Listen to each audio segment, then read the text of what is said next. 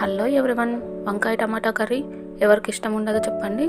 ఇలా చేసుకోండి, చాలా టేస్టీగా ఉంటుంది. వంకాయ టమాటాలను చిన్న ముక్కలు కట్ చేసుకోవాలి. వంకాయలను సాల్ట్ వాటర్లో వేసి పెట్టుకోవాలి, నల్లగా కాకుండా ఉండడానికి. తర్వాత స్టవ్ వెలిగించి స్టవ్ పైన బౌల్ పెట్టి కర్రీకి సరిపడా ఆయిల్ వేసి ఆవాలు, జీలకర్ర, కచ్చపచ్చగా దంచుకున్న వెల్లుల్లి, మెంతి కూర వేసి ఒకసారి కలుపుకొని వంకాయ ముక్కలు వేసి మూత పెట్టాలి.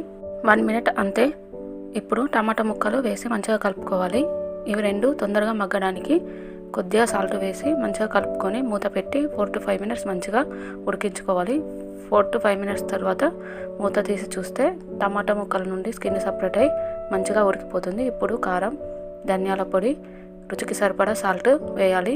ముందు కూడా కొద్దిగా సాల్ట్ వేసాం కదా, గుర్తుంచుకొని. తర్వాత మూత పెట్టి దానిపైన వాటర్ పోసి మరి కొద్దిగా సేపు ఉడికించుకోవాలి. దీనివల్ల కారం వంకాయ ముక్కలకు, టమాటా ముక్కలకు మంచిగా పట్టి కర్రీ మంచిగా ఉడుకుతుంది, అడుగంటదు.